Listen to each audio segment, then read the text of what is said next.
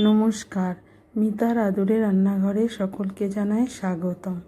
আজ আমি রান্না করে দেখাচ্ছি সরপুঁটির পাতলা ঝোল। প্রথমে আমি মাছগুলি নুন হলুদ মেখে নিয়েছি।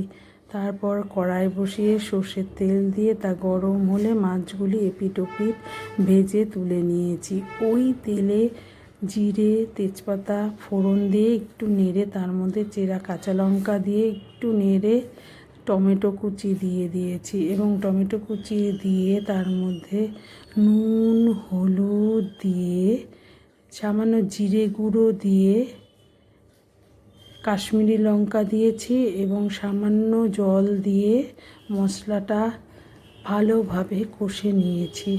মশলা কষে তেল ছেড়ে এলে আমি তার মধ্যে হালকা মিষ্টি যোগ করে দিয়েছি এবং একটু নেড়ে আমি তার মধ্যে জল দিয়ে দিয়েছি এবং জল দিয়ে আমি কিছুক্ষণ পর ঝোল ফুটে এলে আমি তাতে ভাজা মাছগুলো ছেড়ে দিয়েছি। ভাজা মাছগুলি দিয়ে কিছুক্ষণ আমি ফুটিয়ে নিয়ে মাছ সেদ্ধ হয়ে এলে আমি তাতে ধনে পাতা যোগ করে নামিয়ে নিয়েছি। এইভাবে তৈরি হয়ে গেছে আমার সরপুঁটি মাছের ঝোল। আমার ভিডিওটি ভালো লাগলে আপনার লাইক